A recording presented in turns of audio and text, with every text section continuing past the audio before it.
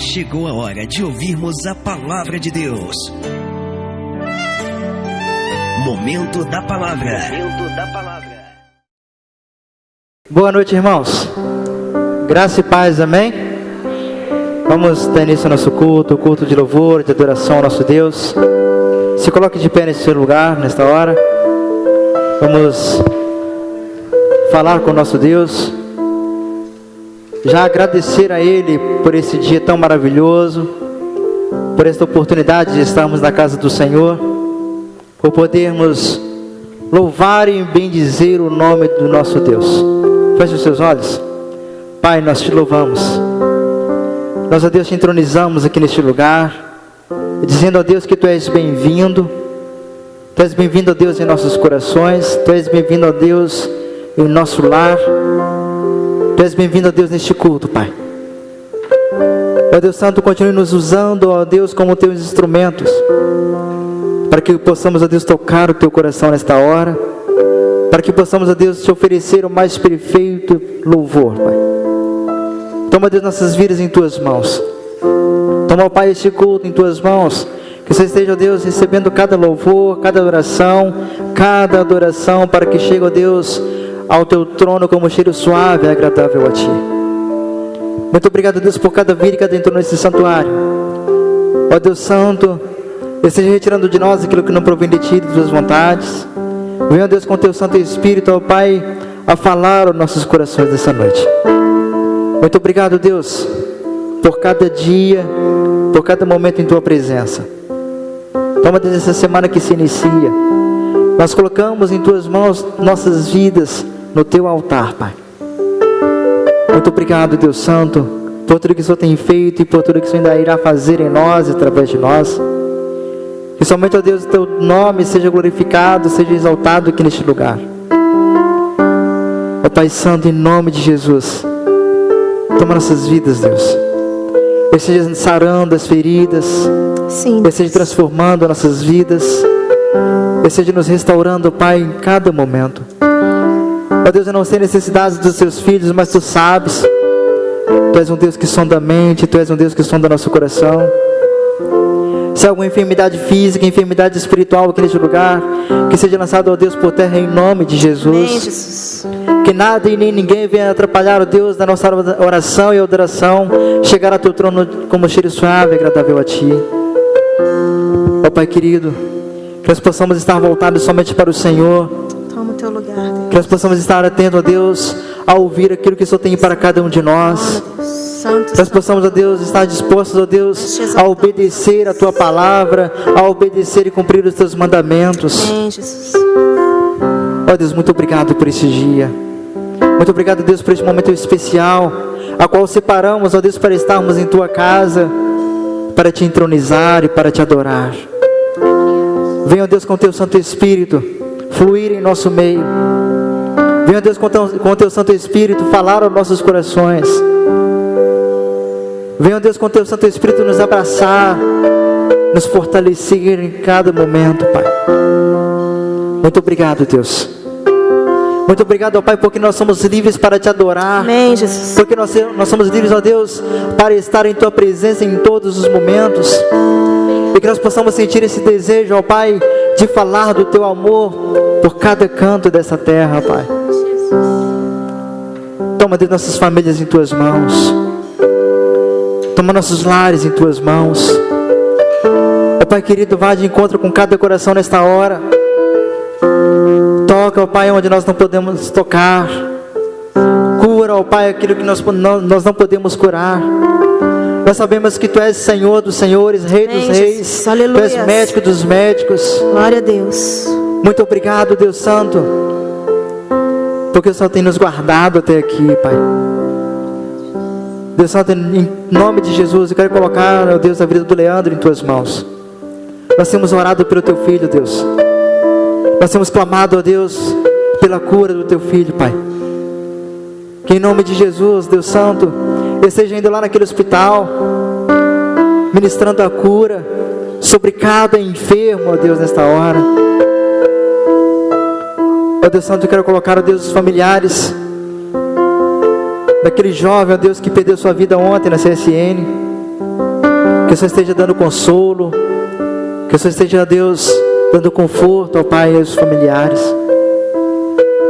Ó Pai querido, muito obrigado, Deus, por cada livramento que o Senhor tem nos dado dia após dia. Muito obrigado, Deus, porque mesmo sem merecermos, o Senhor tem demonstrado tamanho amor sobre nossas vidas. Muito obrigado, Deus, pelo ar que respiramos. Amém, Jesus. Muito obrigado, Deus, por poder falar contigo, por sentir, ó Deus, o teu abraço, por sentir, ó Deus, o teu aconchego, Pai. Toma, Deus, este culto em tuas mãos, Deus Santo, mais uma vez eu te peço. E seja, Deus, nos usando como os teus instrumentos, Pai, Eis-me aqui, Deus. para que possamos tocar o teu coração através de cada louvor que será entoado, através da palavra que será ministrada. Abra nosso coração, abra nossos ouvidos, para que possamos estar atentos a ouvir aquilo que precisamos ouvir. Amém, Em nome de Jesus. Transforma as nossas vidas, Deus. Muito obrigado, Deus. Essa oração que eu te faço, Pai querido, já te agradecendo em nome de Jesus, pelo perdão a Deus das nossas falhas, dos nossos pecados, Pai. Assim nós te oramos, assim nós te glorificamos, em nome do teu Filho amado Jesus. Amém. Glória a Deus. Abra sua Bíblia no livro de Salmos, capítulo 117. Salmos 117, são apenas 2 versículos.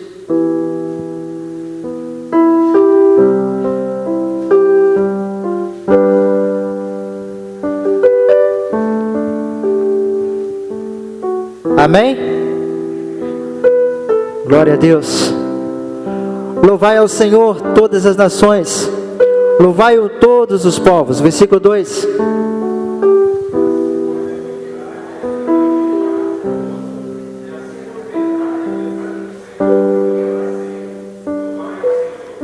Amém. Porque a sua benignidade é grande para conosco, e a verdade do Senhor é para sempre. Louvai ao Senhor. E Salmo 126, versículo 3, que nos diz que grandes coisas fez o Senhor por nós, e por isso estamos alegres. Nós nos alegramos na presença do Senhor, nós entronizamos na presença do Senhor. Nós hoje nos alegramos também pelos retornos aí, né, do irmão João e irmã Lourdes. Sejam bem-vindos mais uma vez à casa do Senhor. Nós temos uma visitante também, irmã Leni. Seja bem-vinda em nome de Jesus. Que Deus continue te abençoando. Sinta-se à vontade. E nesse momento nós iremos louvar ao Senhor, continuar adorando a Ele, e dizer que nós estamos aqui tão sedentos de Ti. Venha, ó Deus. Pedir ao Senhor que enche esse lugar, enche o nosso coração, enche a nossa vida, que nós possamos tocar o coração do nosso Deus através deste louvor.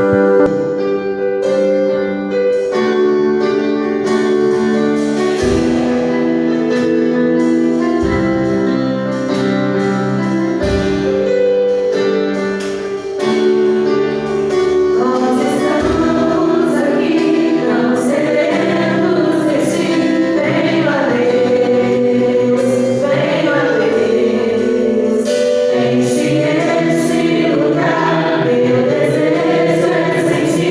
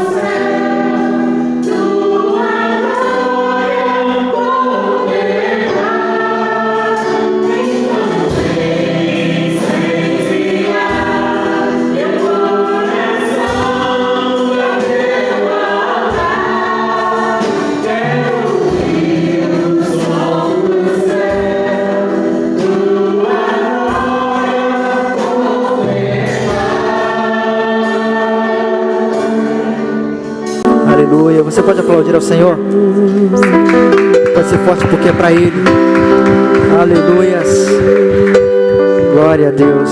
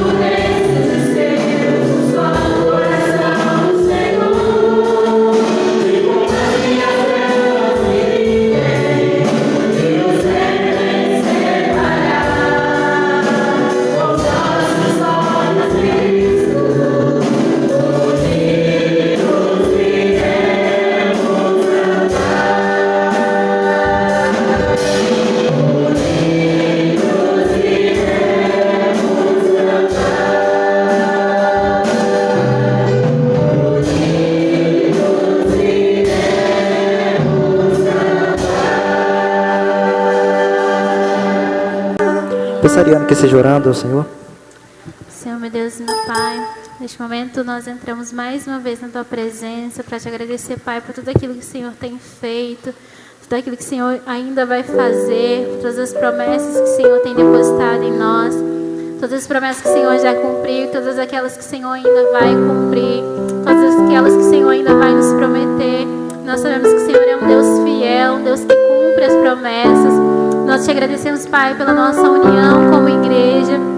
Obrigado, Jesus, porque mesmo no meio, Espírito Santo de Deus, de uma guerra lá fora no mundo, nós, Espírito Santo de Deus, nós podemos dizer que unidos nós estamos, unidos com o Senhor, unidos, Espírito Santo de Deus, numa só força, que essa força vem do Senhor. Nós Te agradecemos, Pai, por mais um culto, mais um momento, Espírito Santo de Deus, nós podemos estar na Tua casa, Te agradecer, Espírito Santo, louvar o Teu nome, que é o nosso prazer, Te adorar em espírito e em verdade, que é o nosso prazer. Sim, Deus. Então, Espírito Santo de Deus, nós não Te pedimos força para mais nada, a não ser para Te adorar. Te pedimos, Espírito Santo de Deus, que nós possamos ser ser acordado todos os dias, Espírito Santo de Deus, para adorar o Teu nome, para primeiramente glorificar o Teu nome, te agradecer Sim, pelo Deus. fôlego de vida que o Senhor tem nos dado. Te agradecemos, Deus, pela vida dos irmãos que estão presentes, por aqueles que estão retornando à Tua casa. Eu sei que o Espírito Santo de Deus, assim como o nosso coração está alegre, o coração do Senhor também está alegre. E há festa no céu, Senhor, porque os Teus filhos estão de volta à Tua casa, Amém, estão de volta Jesus. em unidade conosco. Então, Espírito Santo de Deus, nós te pedimos, continua abençoando a nossa vida, continua nos protegendo e principalmente, Espírito Santo de Deus, continua nos dando força para que nós Amém, possamos Jesus. glorificar e exaltar o Seu nome. É assim que nós choramos e te agradecemos. Amém. Vamos continuar louvando o Senhor. Leão de Judá.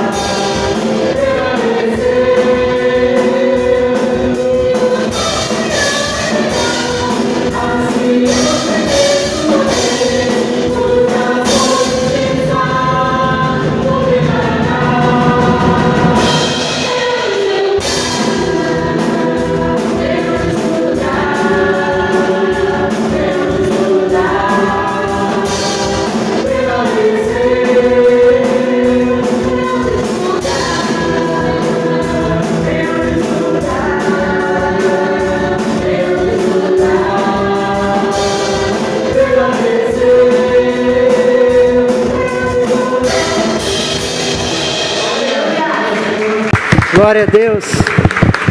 Amém. 2 Coríntios capítulo 9, versículos 6 e 7. E digo isto, que o que semeia pouco, pouco também se fará.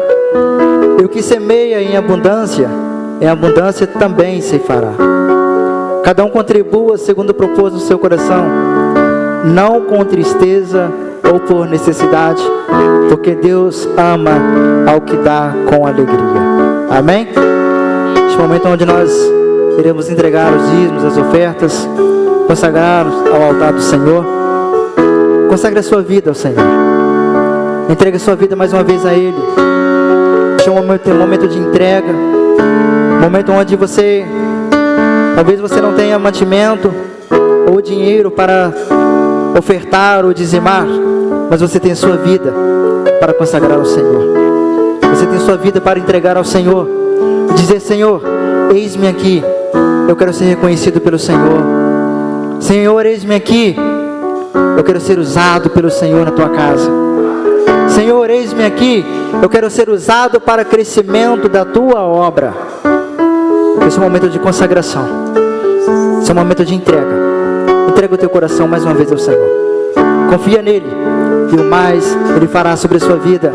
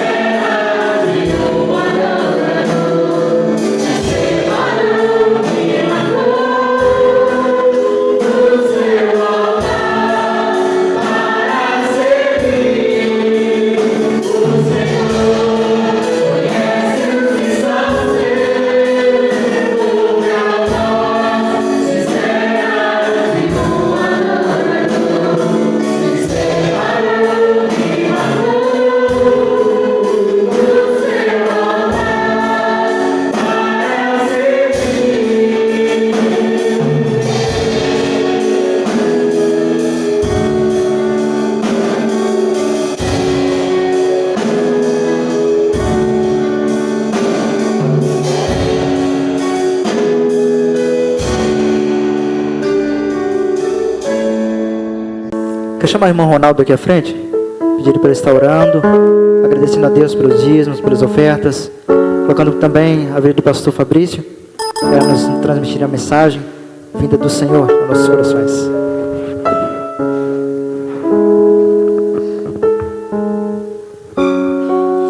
Graça e paz, amém? Vamos falar com o Pai. Meu Deus, nosso Deus, Pai amado, Pai que estás nos céus, Pai que está na terra, Pai que está em nossas vidas. A Tua palavra diz que nós somos Teus. A Tua palavra diz que nós pertencemos ao Senhor,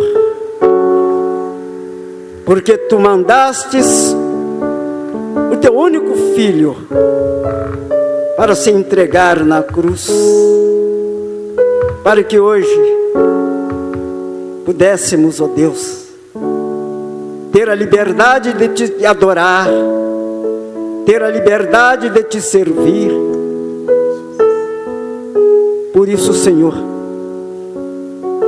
nós estamos aqui neste momento, ocupando algumas horas para Te servir, para recebermos, ó Deus, a Tua palavra na instrumentalidade do Teu servo, Pastor Fabrício.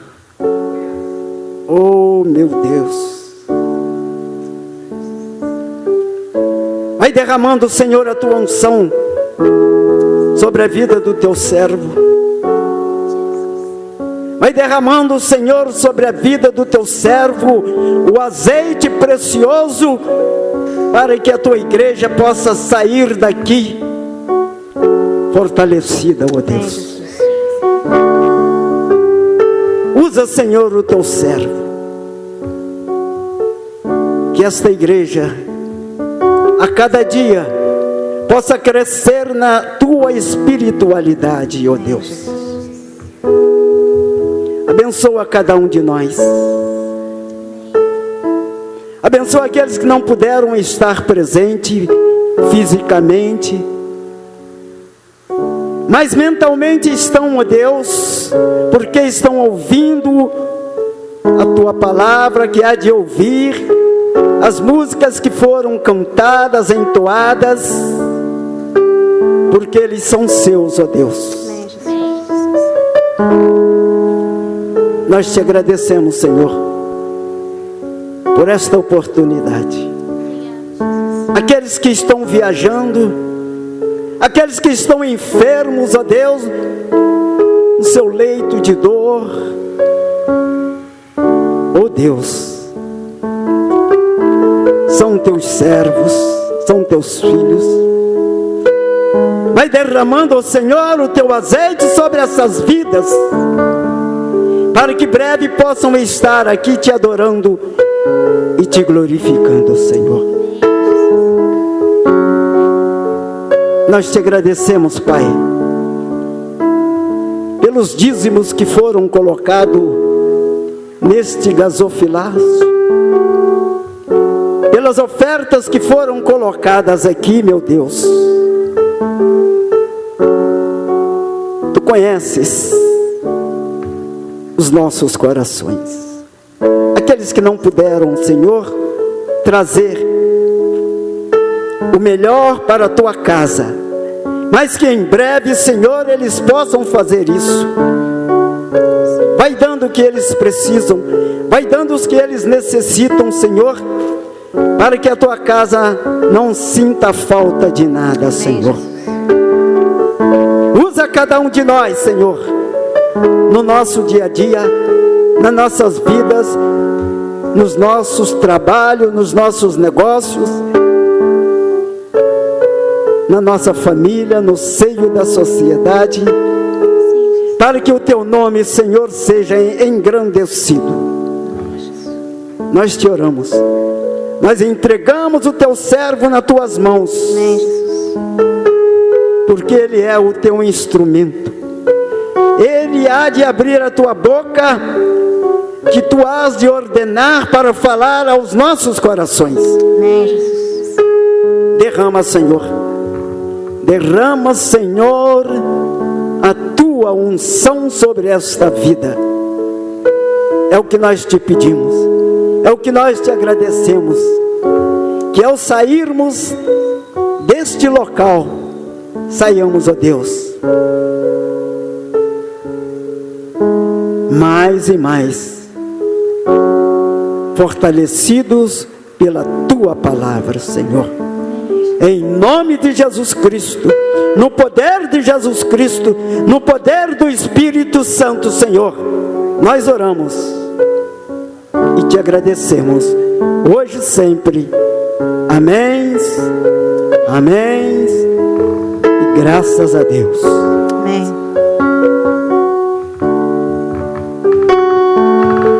Os irmãos podem se assentar? A palavra está com o pastor Fabrício.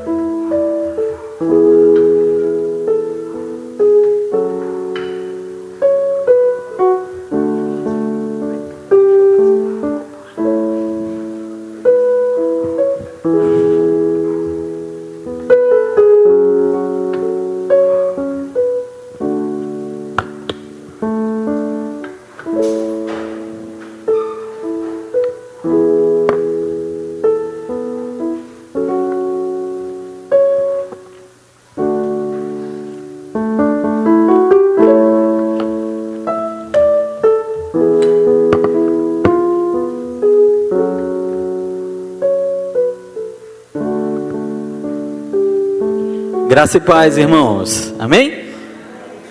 Louvado seja o nome do Senhor. Recebi a palavra cedo, hein? Hoje posso pregar 2 horas aqui, ó. Meus irmãos, nós queremos dar seguimento à nossa série do mês de agosto, Gente, Agosto de Deus. Mas antes eu tenho alguns avisos aqui, na verdade que é um aviso só para dar para vocês. Nesse último ano, nesses últimos 1 ano e meio, né, nós temos trabalhado alinhados com a nossa prefeitura aqui de Volta Redonda. No tempo que a prefeitura orientou o fechamento das igrejas, nós fechamos um pouco até antecipado, antes do decreto sair. Depois, para reabertura, nós reabrimos depois de algum tempo que saiu o decreto da prefeitura. Então a gente está utilizando a prefeitura um pouco como que nosso termômetro para a gente poder realizar as nossas atividades aqui na igreja. Agora, nesse mês de setembro, aqui no município de Volta Redonda já vão retornar as aulas presenciais, E isso tem servido como um termômetro para a gente. O que vai acontecer, meus irmãos, em relação à nossa igreja? A partir do mês de setembro, então, nós vamos retornar também 100% com as nossas atividades presenciais.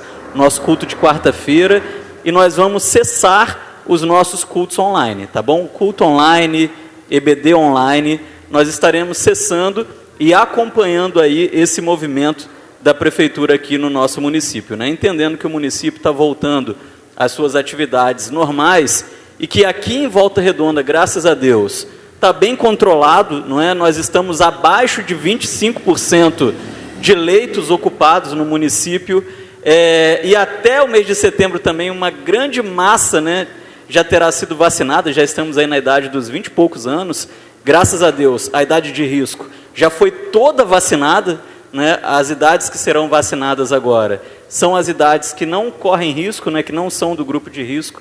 Então, no mês de setembro, nós voltamos, então, aí 100% com os nossos cultos presenciais. Amém? Quero agradecer também a Deus, porque meus velhinhos estão de volta, meus pais estão de volta. Esse é um motivo para mim de alegria no dia de hoje. Meus irmãos, quero convidar vocês a abrirem suas Bíblias lá em Atos, no capítulo de número 9, nos versículos 1 ao 5. Essa mudança, meus irmãos, a partir da primeira semana de setembro, tá bom? Atos, capítulo 9, nos versículos 1 ao 5. Gente, agosto de Deus. Hoje eu quero falar um pouquinho, meus irmãos, sobre a vida do apóstolo Paulo. E essa passagem que nós vamos falar hoje, eu penso que é uma das passagens mais extraordinárias né, de toda a Bíblia Sagrada, que é o chamamento, que é a conversão do apóstolo Paulo ao Senhor Jesus Cristo. Eu vou estar lendo na minha tradução, meus irmãos, porque eu estou com a mensagem, né, e a tradução dela é muito diferente, que só a Edil tem, mas não está com ela aí não, né, Edil? Está com a Bíblia comum, né? É ela? Então, só a Edil vai conseguir me acompanhar, né? A tradução realmente é bastante diferente, mas é uma tradução muito mais gostosa. Se você tiver a oportunidade, não é, Edil? Não é bacana? Se você tiver a oportunidade de adquirir essa Bíblia, a mensagem, você não vai perder. Para quem acha que a nova tradução na linguagem de hoje é boa, é fácil de entender, essa aqui é 10 vezes melhor. Então não deixe de adquirir, ela não é tão cara assim.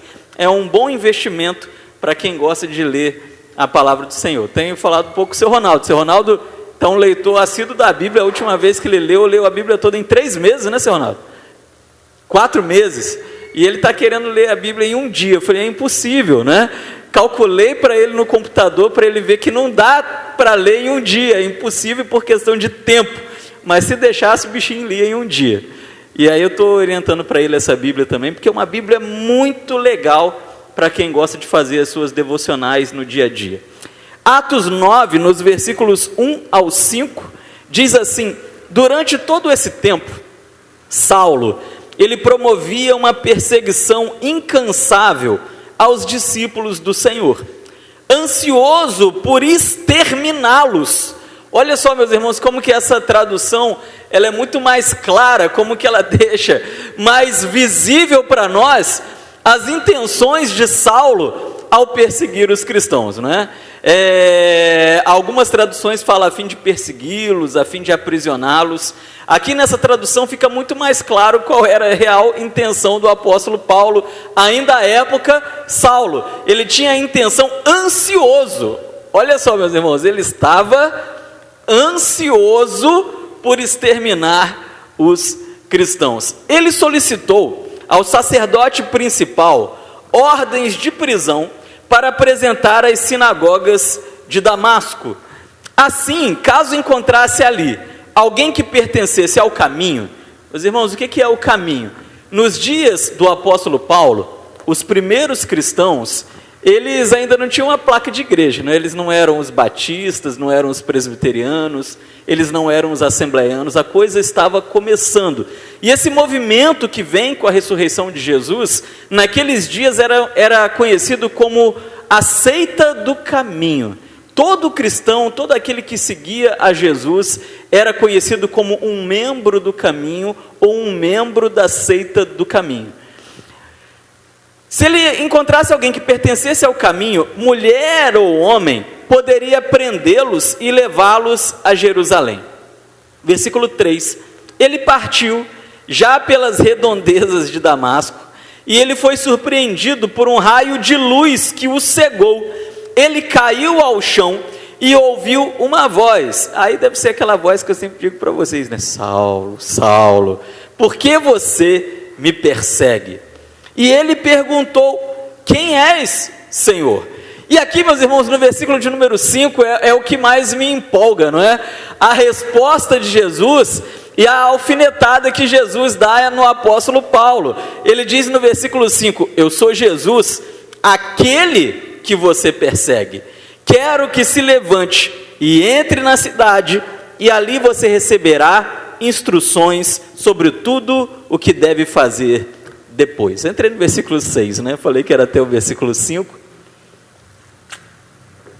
Paulo, gente a gosto de Deus. Realmente, meus irmãos, essa história é uma das histórias assim que mais mexe comigo. Acho que é uma das histórias que mais mexe com todo cristão, com todo crente. É uma história comparável aos eventos que aconteceram com Moisés, aos eventos que aconteceram com Elias. É algo extremamente sobrenatural aquilo que Saulo está vivendo. Saulo, meus irmãos, ele é um fariseu, ele é um religioso convicto que começa a ver os seguidores de Cristo como uma ameaça ao judaísmo.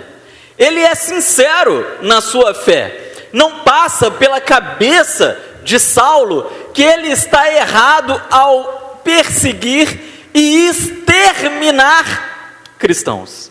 A bem da verdade, meus irmãos, ainda nos dias atuais, a gente vê que aquela galera do Oriente, né, Will, ainda é muito radical nesse sentido. Eles têm guerras até hoje, perseguições até hoje. Saulo não era muito diferente, né, disso. Nos seus dias, ele queria realmente perseguir, exterminar cristãos, e ele achava que Deus estaria feliz com ele, porque ele estava fazendo isso. E ele vai por diversos lugares, exercendo o seu ministério. Ele pede ao sacerdote cartas para prender quem aparecesse, mas indo para Damasco, a cidade principal do seu alvo, ele tem um encontro com Cristo. E a grande questão, meus irmãos, isso acontece, se eu não me engano, mais ou menos no ano 32, depois da ressurreição de Jesus, e Jesus ele já havia sido crucificado, Jesus já havia sido morto, Jesus já havia ascendido aos céus. O cristianismo está crescendo com grande força.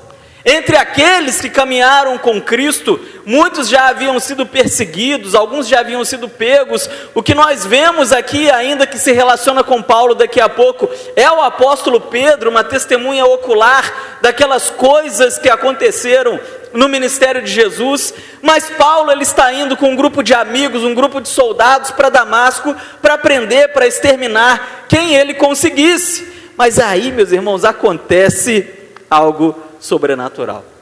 E eu fico pensando que vem uma luz, cega Saulo, ele literalmente cai do cavalo que ele está montado, e ele não consegue entender o que está acontecendo, automaticamente ele está cego. E ele ouve uma voz: Saulo, por que você está me perseguindo? A verdade é, meus irmãos, que Saulo ele já sabia quem estava falando com ele. Ele pergunta: quem és, Senhor?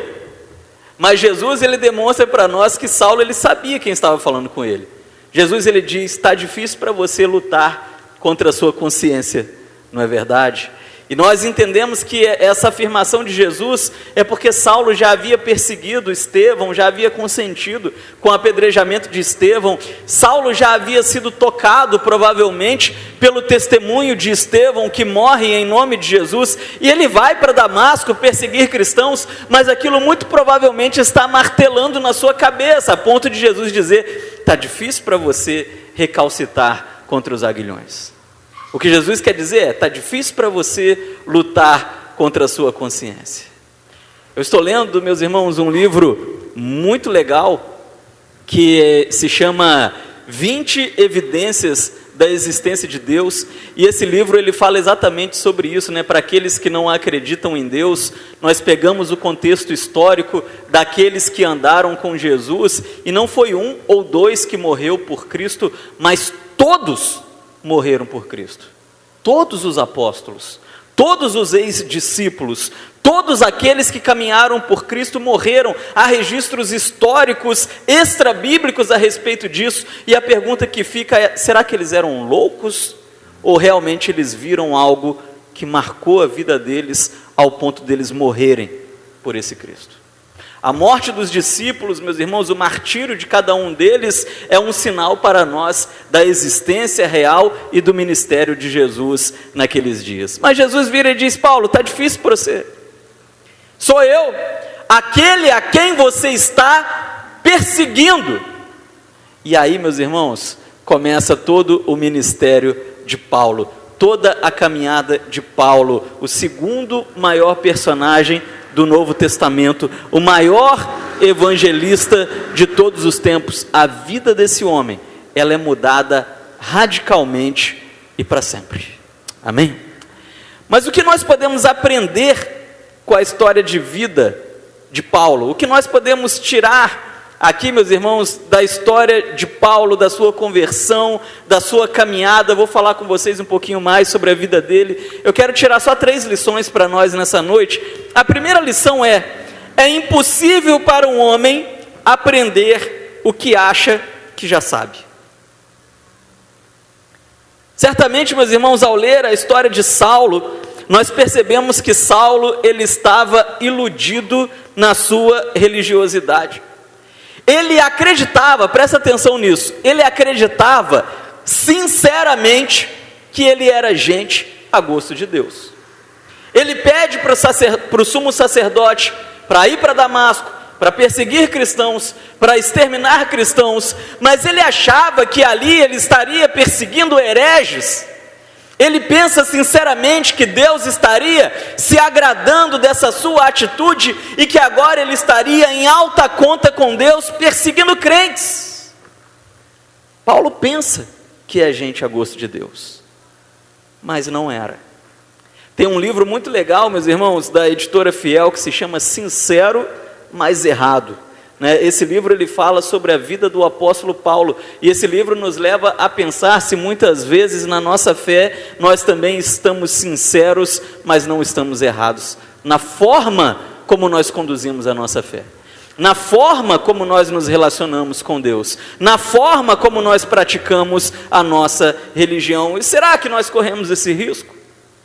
Será que nós corremos esse perigo? Saulo era sincero, mas errado. Perseguidor, assassino, levava uma vida meramente religiosa, legalista, e por isso, meus irmãos, Cristo pessoalmente vem lhe mostrar que Saulo não sabia de nada. É impossível para um homem aprender o que ele acha que já sabe. Às vezes, meus irmãos, nós somos confrontados com a palavra de Deus, nós somos exortados pela palavra de Deus, mas nós não concordamos com a exortação que vem do Espírito Santo do Senhor. Nós somos tão cheios de nós já acreditamos tanto que estamos prontos na nossa caminhada cristã, que ao sermos confrontados com a palavra de Deus, nós não aceitamos a confrontação da palavra de Deus, porque é difícil para um homem aprender aquilo que ele pensa que já sabe. E será que há algo na nossa vida que nós podemos achar, que nós podemos acreditar que nós estamos no caminho certo, mas que talvez nós não estamos? Às vezes, meus irmãos, nós pensamos que nós estamos no caminho certo, no modo como nós levamos a nossa vida de oração, mas será que estamos mesmo? Às vezes nós pensamos que nós estamos no caminho certo, na forma como nós levamos o nosso culto a Deus, mas será que nós estamos mesmo? Às vezes nós pensamos que nós estamos certos na forma como nós praticamos a nossa religião, mas será que nós estamos mesmo? Saulo pensava que estava certo, mas não estava. E é aí, meus irmãos, que nós precisamos de humildade para assumir que nós precisamos melhorar, que nós precisamos mudar, que nós precisamos de uma virada na nossa vida espiritual. A arrogância, meus irmãos, ela não nos permite melhorarmos. Nós sempre achamos que já estamos bem do jeito que nós já estamos. Só que quando Saulo, ele se dispôs a aprender o que achava que já sabia, ele conseguiu se tornar de Saulo em Paulo, gente a gosto de Deus. Eu fico pensando, meus irmãos, na vida de Saulo, porque a vida dele é muito curiosa, porque a vida dele é uma ilusão. Ele vai perseguir aqueles cristãos em Damasco, ele enxerga aqueles cristãos como inimigos, ele olhava para aquela gente, aqueles que seguiam esse tal de Cristo, e enxergava essa gente como uma gente desprezível, como alguém digno de ser morto, exterminado, como ele consentiu na morte de Estevão. Mas é muito interessante que no seu encontro com Cristo, ele vê que na realidade, ele deveria levar aquela vida que ele tanto abominava, aquela vida que ele tanto perseguia, aquele estilo de vida que ele tanto condenava, é a vida que ele deveria levar. Então a vida dele foi uma ilusão. Ele conseguiu entender que o modo como ele estava levando a sua vida não fazia dele gente a gosto de Deus. E nós precisamos pensar nisso seriamente. Eu tenho um amigo, pastor, que ele, por muito tempo, ele foi monge. Monge, ele estudava num mosteiro, um monge, né? E ele estava contando o testemunho dele de conversão, e ele dizia assim que por muito tempo ele praticava ali os ofícios da sua religião, ali daquele mosteiro, mas ele não sabe por que e como Um dia ele estava no mosteiro e ele encontrou no primeiro banco do mosteiro uma Bíblia das Cruzadas Billy Graham. E ele falou que aquilo dentro do mosteiro é algo que não deveria estar ali. E ele pegou aquela Bíblia e levou para o quarto dele, e ele começou a ler, e ele começou a entender que na realidade aquele estilo de vida que estava naquele livro que ele encontrou é a verdadeira vida que ele deveria levar.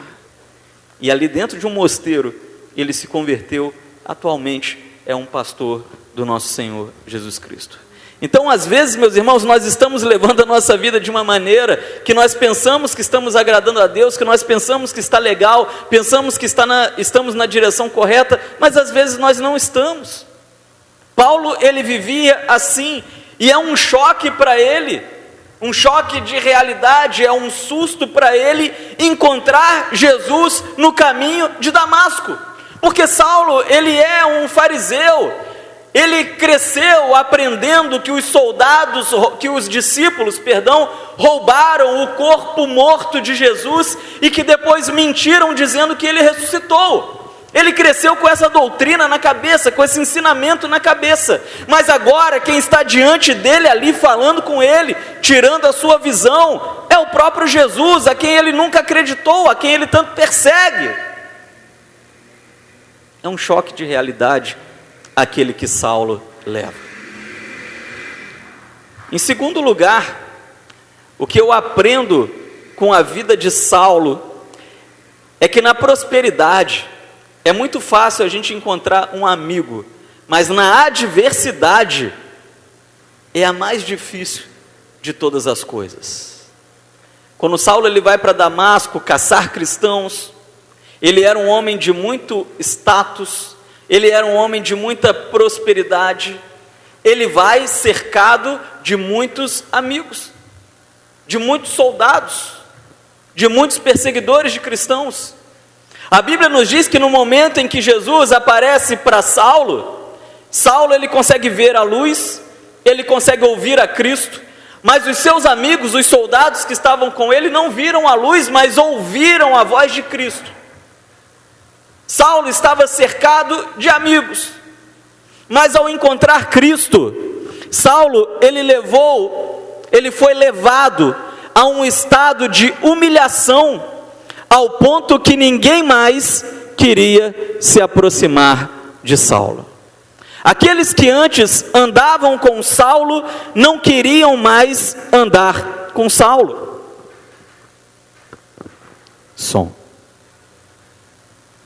Os seus velhos amigos não estavam mais com ele, porque agora ele era visto como um traidor decadente. Aqueles sacerdotes, aqueles que caminhavam com Saulo, não queriam mais a sua companhia, muito pelo contrário, agora eles passam a perseguir Saulo. E os cristãos, meus irmãos, que agora compartilhavam a mesma fé de Saulo, tinham medo de Saulo. Não queriam estar na companhia de Saulo, porque antigamente Saulo matava muita gente. Então Saulo estava absolutamente sozinho. Um ex-perseguidor de crentes, nós encontramos isso aqui em Atos, no capítulo de número 9.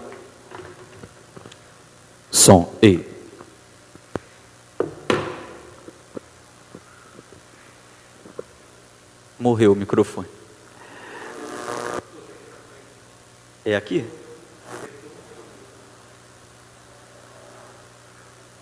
A história de Saulo, meus irmãos, ela me ensina que quando as coisas apertam, a tendência é nos deixarem sozinhos. Nós vemos isso na vida de Saulo. Seus amigos romanos lhe deixam sozinho, mas os seus novos amigos judeus, que deveriam ser seus amigos, também lhe deixam sozinho. Mas lá em Atos, no capítulo 9, no versículo de número 27, nós vemos que Jesus, ele providencia alguém para abençoar a vida de Saulo. Nós falamos sobre ele hoje no 1 Minuto com Deus, nós falamos sobre ele hoje na nossa escola bíblica dominical pela manhã.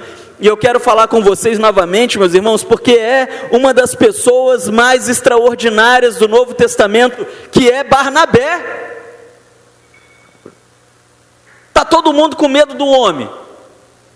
Ele está sozinho. Ele é um novo crente. Ele sabia tudo sobre judaísmo, ele não sabia nada sobre cristianismo. De perseguidor, agora ele está sendo um perseguido. Como vai ser a vida desse homem? Ele está com medo. Ele teve uma experiência muito estranha, aonde lhe foi tirada a sua visão, ele ficou cego, por uma voz que se identificou como Jesus. Ele entra na cidade de Damasco, vem um homem completamente desconhecido, Ananias põe a mão na sua cabeça, faz uma espécie de oração e a sua visão volta. Saulo está com medo. Aquele que está acostumado a pôr medo no coração dos outros, agora está amedrontado.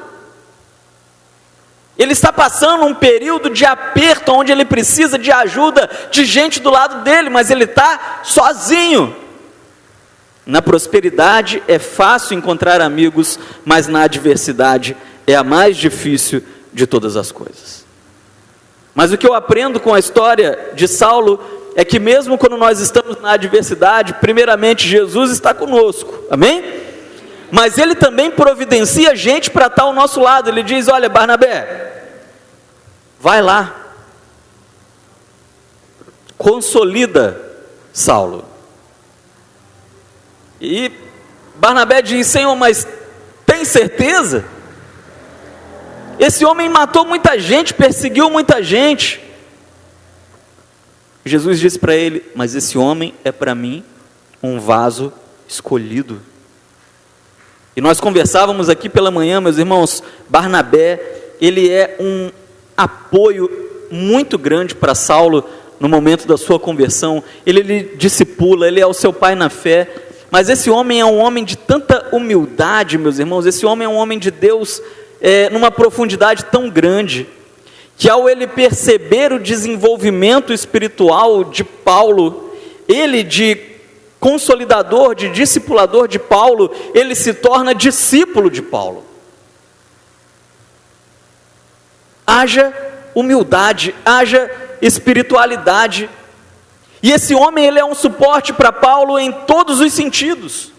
Ele é um suporte emocional, ele é um suporte financeiro, porque nos diz a palavra que no momento em que os apóstolos passam uma grande dificuldade financeira, a perseguição está acontecendo, Barnabé, ele vende as suas propriedades e ele divide com os apóstolos para que eles possam sobreviver, para que eles não passem fome.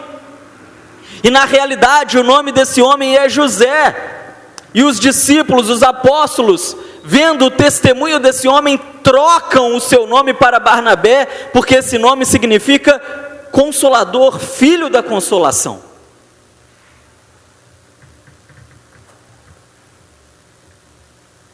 Quando nós nos tornamos gente a gosto de Deus, mesmo na adversidade, Deus, Ele sempre nos cerca de bons amigos. E o reforço, ele chega na hora certa. Na hora que nós mais precisamos, o Senhor, Ele envia os seus anjos em forma de pessoas. Para nos ajudar, para nos apoiar. Porque o reino de Deus, ele é um reino de amigos. E é interessante, meus irmãos, que quando eu olho para a história de Saulo, não é Saulo que procura Barnabé. Ele está ali, meio perdido, sem saber muito bem o que fazer agora, recém-curado da sua recém-cegueira. Está tudo muito estranho na cabeça de Saulo, mas não é ele que vai atrás de Barnabé. Ele tenta se achegar aos discípulos, mas ele não consegue, está todo mundo fugindo dele. Algum discípulo até chega a dizer: ele está pregando, mas em algum momento ele vai parar de pregar e vai nos prender. Eles achavam que era uma armadilha. Mas é Deus quem envia Barnabé atrás de Saulo. É Deus quem envia o socorro, é Deus quem envia a ajuda, e na hora certa, na hora que Saulo mais precisava. Barnabé vê a pregação de Paulo ali em Tessalônica e ele chega aos outros discípulos e diz: olha, eu entendo o medo de vocês, mas eu estive com esse homem e eu vi ele argumentando contra os judeus, eu vi a forma como o Espírito Santo o usou, esse homem é um homem de Deus.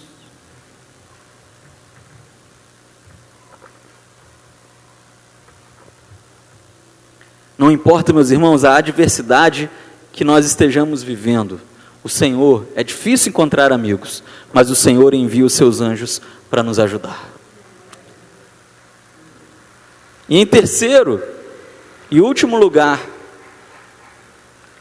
quando eu olho para a vida de Paulo, eu aprendo primeiro que é impossível para um homem aprender aquilo que ele acha que já sabe. Segundo, que na prosperidade é fácil achar um amigo, mas na adversidade não. Mas em terceiro e último lugar, algumas coisas estão sob o nosso controle, outras não, mas todas estão no controle de Deus. Algumas coisas estão no nosso controle, outras coisas não estão no nosso controle, mas todas as coisas estão no controle do Senhor. Saulo, ele é muito cheio de si. Quando nós olhamos para a palavra de Deus aqui no início do capítulo do número 9, o versículo 1 já vem nos dizer que Saulo promovia uma perseguição incansável aos discípulos do Senhor. No versículo 2 vai nos dizer que ele solicitou ao sacerdote principal que lhe autorizasse perseguir os discípulos. Isso é algo que parte de Saulo. Ele é alguém soberbo antes da sua conversão, ele é alguém cheio de si, ele é alguém que achava que as coisas estavam no seu controle, até que Jesus faz algo que mexe muito com a cabeça de Saulo. Isso é sensacional, uma coisa simples para Cristo, mas impossível para o ser humano. Jesus aparece para Saulo no caminho de Damasco, amém, só por isso já é algo extraordinário, mas o que chama a minha atenção é que Jesus tira a visão de Saulo. Jesus podia parar aí: ah, você não é meu inimigo? Ah, você não está me perseguindo? Eu podia te esmagar como se um inseto fosse, mas não vou fazer isso não, só fica cego. Mas é interessante que Jesus diz: olha, Saulo, está difícil para você lutar contra a sua consciência, eu sou Jesus, a quem você tem perseguido.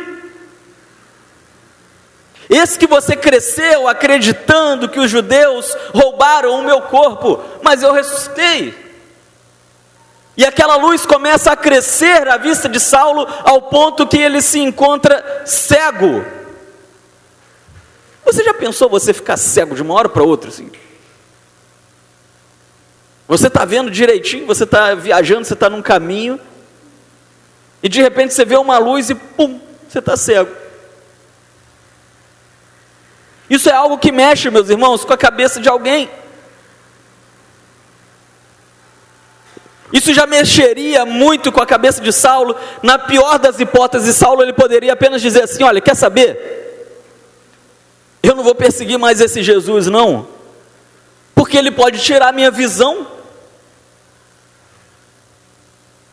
Eu não vou seguir esse cara, perseguir esse cara não, porque se ele quiser me matar, ele vai me matar, ele já me cegou.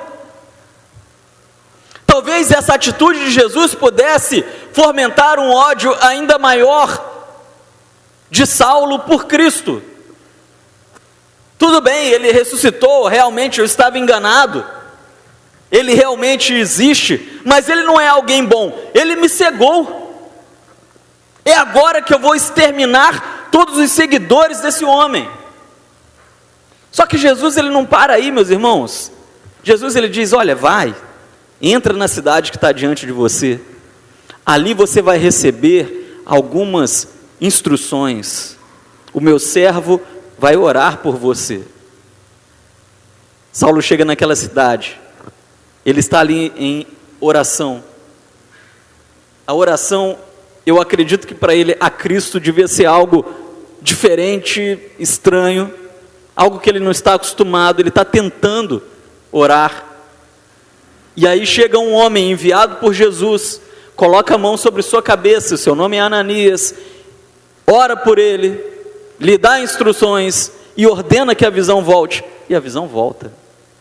E é isso, meus irmãos, que eu penso que chama a atenção de Saulo, porque ele não tem como ele não pensar, quem é esse Cristo que dá a visão e tira a visão? Tudo está no controle de Cristo. Fica claro para Saulo, meus irmãos, através disso, que tudo está no controle de Jesus. Alguém que tem poder para tirar a visão e depois dar a visão, alguém que tem poder para ser visto apenas por ele e aos homens que estão à sua volta, não o ver, apenas ouvir. Esse homem tem que estar no controle de todas as coisas. Eu preciso seguir esse homem, eu vou me entregar a ele agora, e se ele me mandar para algum lugar, eu vou. Adeus a minha vida passada, porque a minha vida agora pertence a Cristo. Paulo pensa assim, Paulo age assim, Paulo passa a viver assim.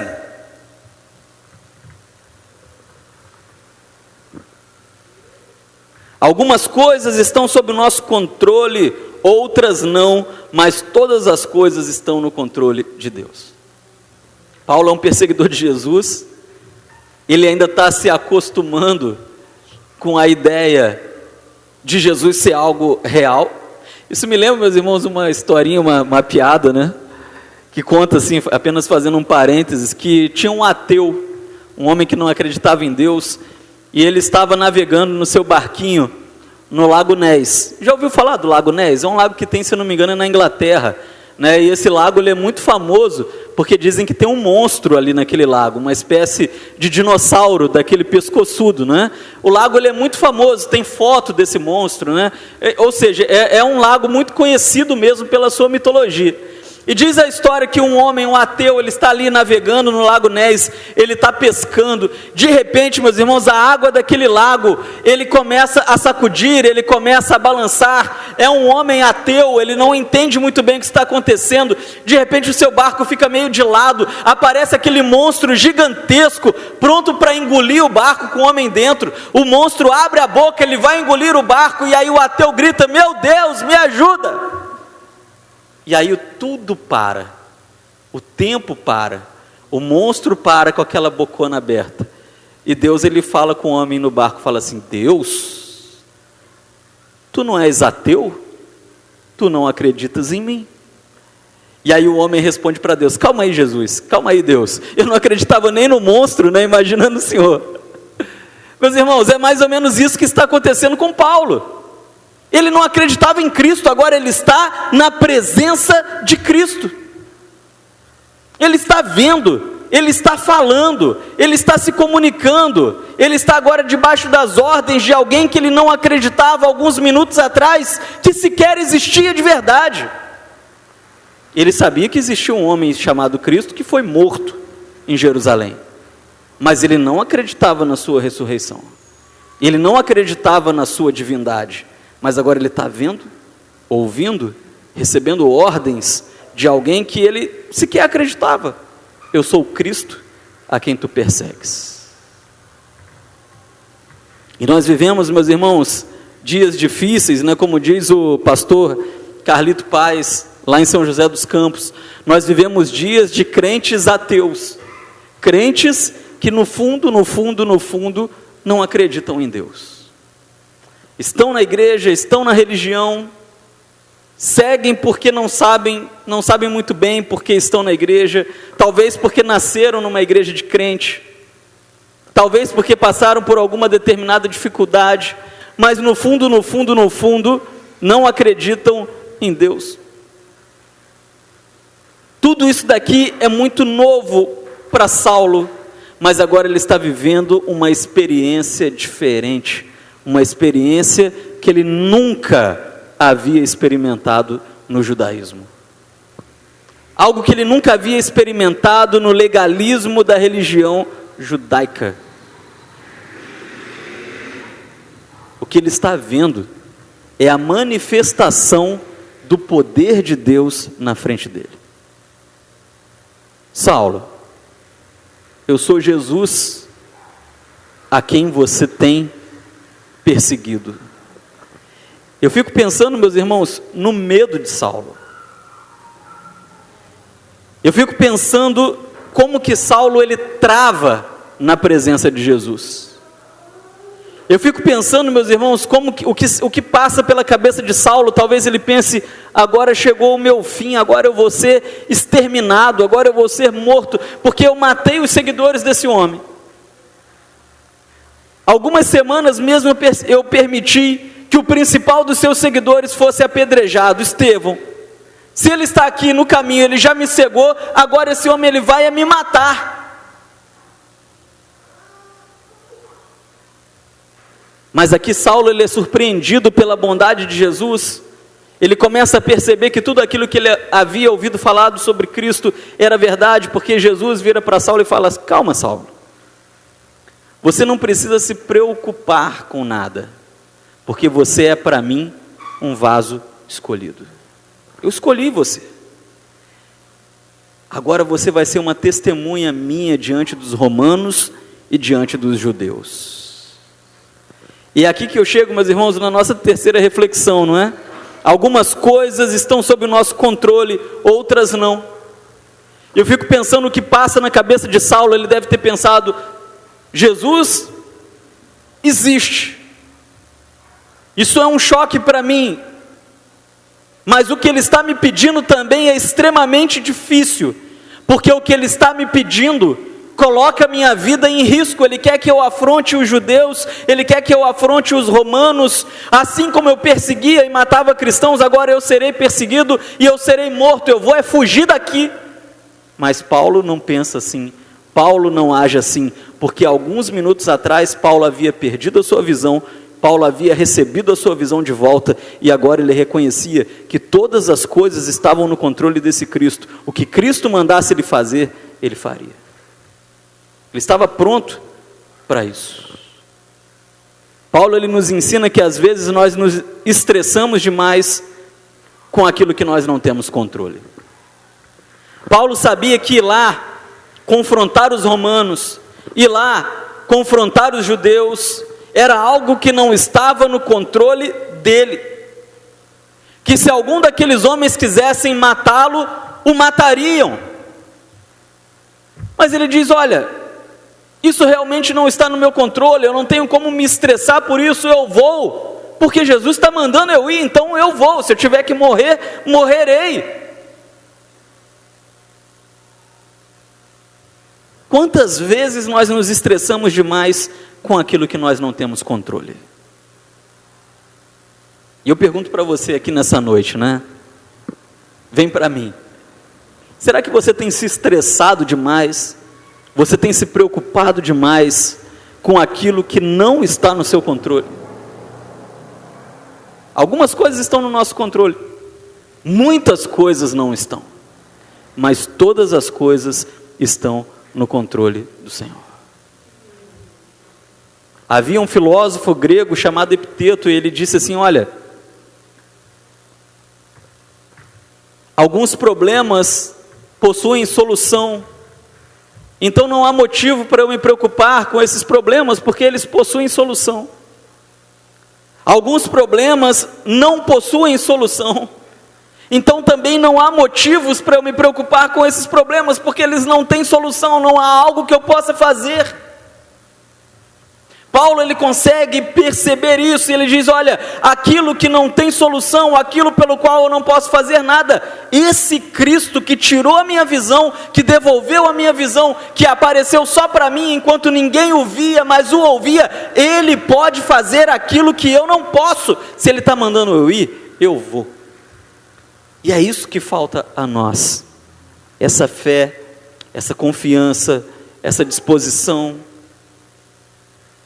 E o que eu posso dizer com base na experiência de Saulo é que tudo está no controle de Deus, e saber disso me leva a querer não me preocupar com mais nada. Amém? A semana está só começando, tem tanta coisa vindo aí pela semana, mas quando eu penso nisso, isso me leva a querer não me preocupar com mais nada, porque Cristo está na frente de todas as coisas.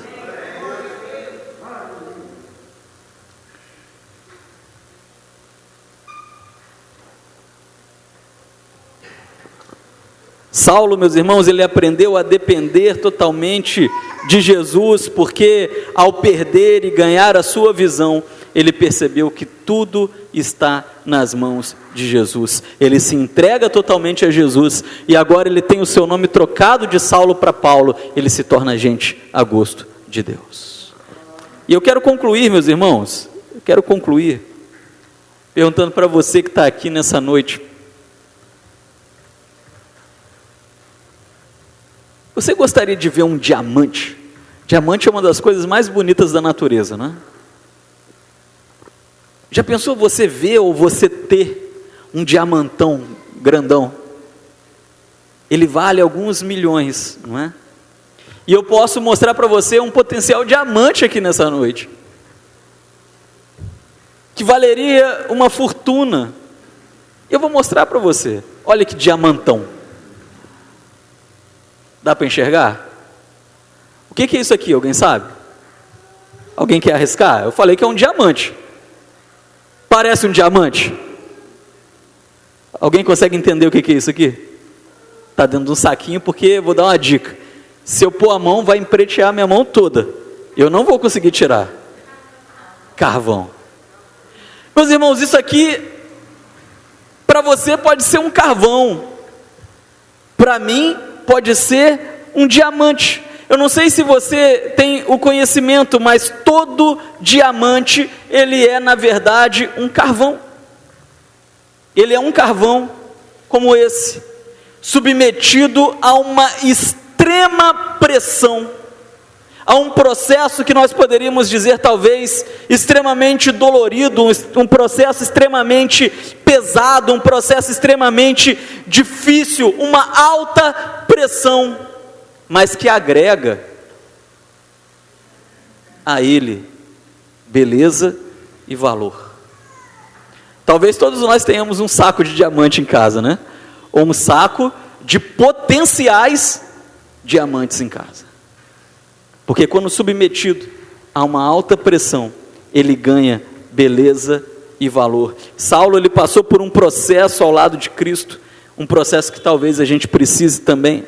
Saulo, ele vira Paulo, mas para isso ele é submetido a um processo doloroso, onde ele perde a sua visão, onde ele recupera a sua visão, onde ele é enviado a um processo de perseguições. Em algum momento Saulo, ele passa, em alguns momentos ele passa por naufrágios, por prisões, ele passa, meus irmãos, por toda sorte de problemas, mas ainda assim, com todo esse processo de dificuldades que Saulo passa a viver depois do seu encontro com Cristo em Damasco, um processo de alta pressão, ele diz: para mim o viver é Cristo, o morrer é lucro.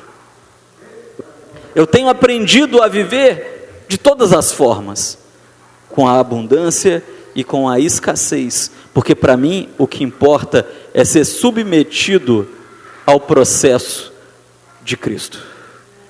E será que nós já somos, meus irmãos, os Paulos dessa geração? Ou será que nós estamos enganados sobre quem realmente somos? Quando Paulo era Saulo, ele pensava que era gente a gosto de Deus, mas ele era ainda um carvão. Ele precisava ser submetido a um processo. Ele é submetido a esse processo, e ao experimentar a pressão do encontro com Cristo, ele se torna gente a gosto de Deus, e por causa disso ele vive experiências maravilhosas também na presença do Senhor. Quero convidar você a ficar de pé, e eu quero orar pela sua vida.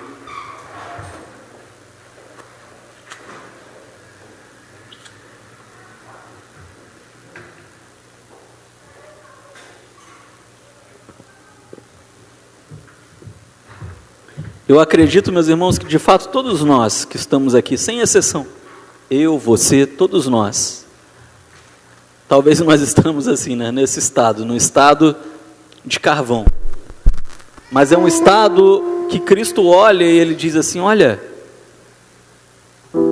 que diamantão enorme, né? Talvez você olhe para o Altamiro e você fala assim, que carvão. Mas Deus, ele fala assim, que diamantão. Talvez você olhe para o seu Ronaldo e pense, um carvão. Deus fala, é um diamante. Talvez você olhe para o seu Aníbal e pensa, é um carvão. Aí Deus fala, não, é um diamante. Você olha para a Fatinha, fala, é um carvão. Deus fala, é um diamante. Você olha para o João e fala, é um carvão. Deus fala, é um diamante. Você olha para o Fabrício e fala, é um carvão. Deus fala, não, é um diamante. A partir do momento que cada um de nós abrimos o nosso coração para passarmos pelo processo que Cristo preparou para nós, de experiência com Ele, nós somos transformados de carvãos em diamante, de Saulos em Paulos, gente a gosto de Deus. Senhor, muito obrigado, Pai. Obrigado pela oportunidade que nós temos de estar aqui na sua casa nessa noite, porque aqui nós acreditamos, ó Deus, que inicia um processo ao qual nós vemos que o seu filho Paulo foi submetido, um processo de pressão, um processo transformador, um processo que em muitos momentos não foi fácil, mas foi necessário, foi essencial. Como Paulo é transformado no seu encontro com Cristo. Ele já podia se dizer um crente, como todos nós que estamos aqui podemos já nos dizermos crentes. Paulo já era alguém que cria no Senhor Deus, sincero, mas enganado a respeito de si mesmo. Se via como um diamante, mas o Senhor o via como um carvão. Mas o Senhor viu potencial em Paulo. O Senhor viu em Saulo algo que os cristãos mesmos não conseguiam enxergar e por isso fugiam dele. Mas o Senhor, por meio de Ananias, diz a palavra do Senhor, encheu Saulo com o Espírito Santo, assim diz a sua palavra. E esse homem nunca mais foi o mesmo. Nunca mais foi o mesmo na sua arrogância, nunca mais foi o mesmo na sua religiosidade, nunca mais foi o mesmo no seu relacionamento com o Senhor. Ele nunca mais foi o mesmo aos seus próprios olhos.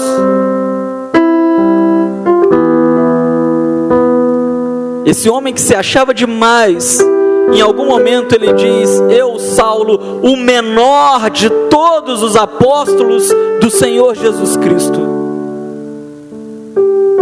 Ele tem a sua vida revolucionada e transformada. E essa revolução, essa transformação, esse processo, é um processo que nós que estamos aqui nessa noite, nós também precisamos, ó Deus. Sim, Deus. Vem, Jesus.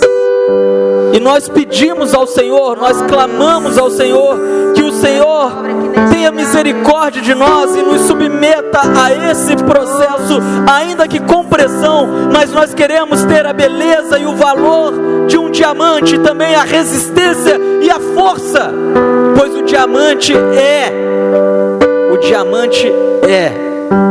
o objeto mais resistente conhecido do universo. E quando nós somos submetidos a um processo com o Senhor, é aí que o fraco diz, eu sou forte. Fortaleça o seu povo, fortaleça a nossa gente, fortaleça a nossa igreja, fortaleça a minha vida, por meio do Espírito Santo do Senhor. Em nome de Jesus, é o que nós te pedimos, ó Pai, com a graça soberana do Senhor, em nome de Jesus, amém e amém. Amém, meus irmãos, que Deus nos abençoe, em nome do nosso Senhor Jesus Cristo.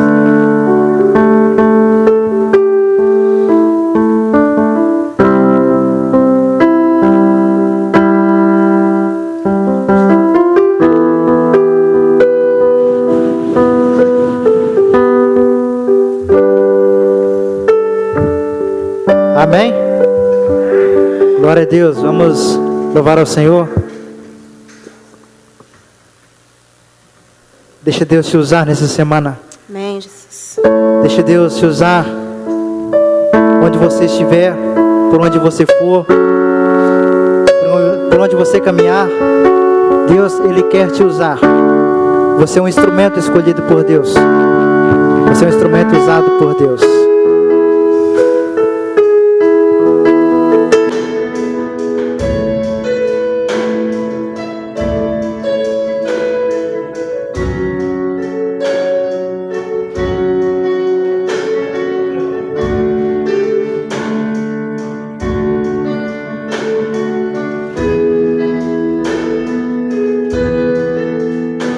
Apesar das feridas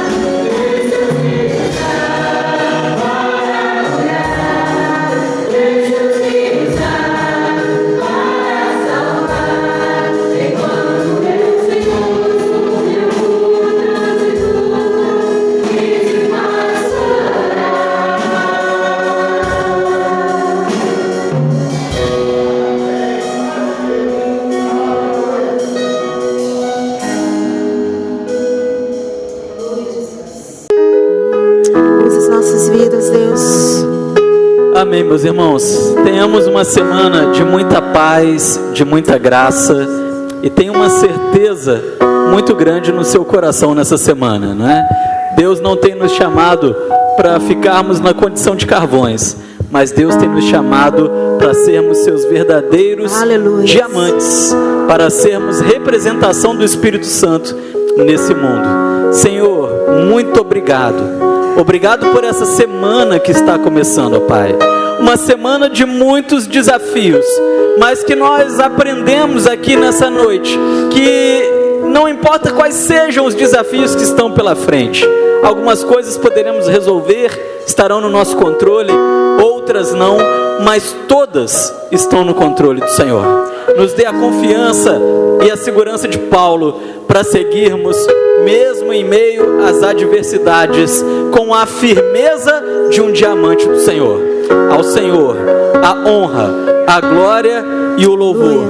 E que agora o amor de Deus nosso Pai e as graças redentoras de Jesus Cristo, eterno Filho, as comunhões e consolações do Espírito Santo do Senhor, seja conosco e com todo o Israel de Deus, espalhado pela face da terra, desde agora e para todos sempre. Amém e amém. Vá em paz, uma semana muito abençoada, em nome de Jesus. Não te dei.